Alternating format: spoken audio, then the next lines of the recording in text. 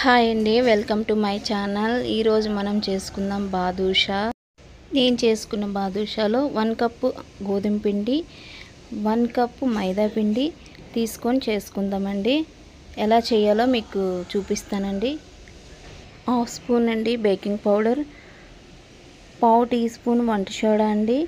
అలాగే నేనైతే కొంచెం సాల్ట్ ఒక చిన్నది వేసుకుంటున్నాను, ఒక పించ్ సాల్ట్ కూడాను టేస్ట్గా ఉంటుంది. 5 టీ స్పూన్స్ గీ వేస్తున్నానండి. గీ కూడా వేసుకుంటే చాలా టేస్ట్గా వస్తుంది. ఇది మనం బాగా అది వేసిన తర్వాత బాగా మిక్స్ చేసుకోవాలండి, చక్కగా నీట్గా. అది ఎలా మిక్స్ చేయాలంటే మొత్తం మీకు చూపిస్తున్న విధానంగా మీరు కూడా మిక్స్ చేయండి, అట్లానే చాలా బాగా వస్తాయి. నేను చెప్పే విధానంగా ట్రై చేయండి, చాలా బాగా వస్తాయి. దాని తర్వాత మనం వాటర్ వేసుకొని చక్కగా మిక్స్ చేసుకోవాలండి. చాలాసేపు అది బాగా కలుపుతా చూసుకుంటూ వాటర్ వేసుకుంటూ అడ్జస్ట్ చేసుకుంటూ బాగా కలపాలండి. అది గట్టిగా అయిపోకూడదు, మెత్తగా లూజ్గా కూడా అవ్వకూడదు. సరైన విధానంలో మనం మిక్స్ చేసుకుంటే చాలా బాగా వస్తుందండి. అది చూడండి, నేను ఎట్లా చూపిస్తున్నానో అట్లనే మిక్స్ చేయండి. వాటర్ అడ్జస్ట్ చేసుకుంటూ వేయాలండి. అది చాలా టేస్ట్గా చాలా బాగా వస్తుంది. ఇప్పుడు చూడండి నేను ఎలా కలుపుతున్నానో, చపాతీ పిండి మాదిరిగా మనం కలుపుకోవాలండి. అది కలుపుకున్న తర్వాత ఒక 10 మినిట్స్ పక్కన పెట్టుకుంటే అది మంచిగా వస్తుందండి. 10 మినిట్స్ సైడ్ని మనం పెట్టుకోవాలి. పెట్టుకున్న తర్వాత ఇంతలోపు మనం వేరే పాకంకి రెడీ చేసుకుందామండి. మీకు నేను చూపిస్తాను ఎలా చేయాలో. ఇప్పుడైతే మనం స్టవ్ మీద కళాయి పెట్టుకుందామండి. అందులో 1 కప్ షుగర్ వేసుకుందామండి. నేను చూపిస్తున్నట్లు వేయండి. అట్లానే 1 కప్ కూడా వాటర్ కూడా వేసుకున్నానండి. ఈ రెండు ఈక్వల్గా ఉంటే సరిపోద్దండి. మనకి గులాబ్ జామ్ పాకం అయితే కొంచెం పల్చగా ఉంటుందండి. ఇదైతే కొద్ది థిక్నెస్గా ఉండాలి, అప్పుడు దీనికి బాగుంటుందండి. గులాబ్ జాములు అంటే మనం ఇదంటే పాకంలో వేసి వదిలేము కదండి. ఇది కూడా ఒక హాఫ్ అన్ అవర్ పాకంలో ఉంచేసి తర్వాత సైడ్ని పెట్టుకుంటాం కనుక దీనికి ఈ థిక్నెస్ ఉంటే సరిపోద్దండి. నేను చూపిస్తున్న విధానంలో మీరు కూడా ట్రై చేయండి, చాలా బాగా వచ్చింది. ఇప్పుడైతే కొంచెం ఇలాచీ కూడా వేసుకుందాము పాకంలో, మన ఫ్లేవర్ కొరకు బాగుంటుందండి. ఇప్పుడైతే నేను చూపిస్తున్న విధానంలో చూడండి అది ఎలా వచ్చిందో మనం చేతితో కూడా చెక్ చేసుకోవచ్చు. దానికంటే ముందు మనము 4-5 డ్రాప్స్ వేసుకుందామండి. లెమన్ ఎక్కువ వేస్తే పుల్లగా అయిపోతుంది. ఒక 3 డ్రాప్స్ అయితే సరిపోతుందండి. అది వేసుకున్న తర్వాత మనం చూసుకోండి, చక్కగా అది మిక్స్ చేసుకున్న తర్వాత మనం చెక్ చేసుకోవాలండి. చేతితో ఎంతవరకు వచ్చిందో చూడండి. నేనైతే ఇప్పుడు చేతి పెట్టి చూపిస్తున్నాను.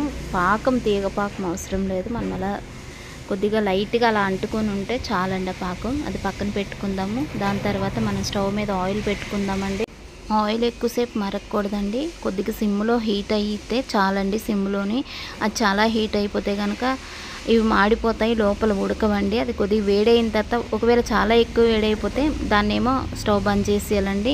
ఇప్పుడు కొద్దిగా లైట్గా వేడయ్యేటప్పుడు మనం చూసుకొని ఈ యొక్క మిశ్రమాన్ని ఏదైతే పిండి రెడీ చేసుకున్నామో అది చేతులతో మనం రౌండ్గా బాల్స్లా చేసుకొని దాంట్లో కొద్దిగా ప్రెస్ చేసుకొని పక్కన పెట్టుకోండి. ఇప్పుడు నేను చూపిస్తున్న విధానంలో చూడండి, చక్కగా అది మంచిగా అయ్యిందండి. ఇప్పుడు అది పక్కన పెట్టుకున్న తర్వాత ఆ ఆయిల్లను మనం ఏవైతే ఉన్నాయో అవి ఒక్కొక్కటి వేసుకోవాలండి. వేసుకునేటప్పుడు అది ఆయిల్ చూడండి, మనం ఏదైనా ఆయిల్లో వేయగానే గమ్మున ఉడుకుతాయి, అలా కాకుండా ఇది చూడండి మనం వేసేటప్పుడు కూడా అది ఆయిల్ హీట్ అయ్యిందా లేదా అన్నట్టుంది. కానీ నేను మాత్రం చెప్తున్న విధానంలో ఇదైతే వేడి అయిందండి, ఎక్కువ హీట్ అవ్వలేదు, లైట్గా హీట్ అయింది.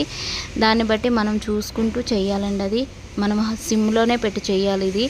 ఇది కాసేపు పోయిన తర్వాత ఇది పైకి తేలుతాయండి. అప్పుడు మనం కొద్దిగా ఫ్లేమ్ పెట్టుకోవచ్చండి. ఇప్పుడు చూడండి ఎలా అయ్యాయో. ఇప్పుడు సిమ్లోనే ఉంది, కొద్దిగా ఫ్లేమ్ కొంచెం పెట్టుకున్న తర్వాత ఇలా వస్తాయండి. అవి తేలిన తర్వాత మనం కొద్దిగా ఫ్లేమ్ మరీ హైలో కాదు, కొద్దిగా మీడియంలో పెట్టుకోవాలండి. అప్పుడు చూడండి ఎలా ఉడుకుతున్నాయో. ఉడికిన తర్వాత కాసేపు పోయిన తర్వాత అది రిటర్న్ తిప్పుకోవాలండి. అవి తిప్పుకుండేటప్పుడు మనం అలా చూసుకున్నట్లయితే మనకి తెలిసిపోద్దండి లోపల. చూడండి ఇప్పుడు ఎలా ఫ్రై అయ్యాయో కనిపిస్తున్నాయి కదా మనకి. అలాగా అవి ఫ్రై అయినట్టు తెలిసినప్పుడే మనం చూసుకోవాలండి. అప్పుడే మనం స్టవ్ మీద మర్చిపోయి అటు ఇటు వెళ్ళిపోతే మాడిపోతాయండి. చూసుకోవాలి, మనం దగ్గరుండి చేసుకోవాలి.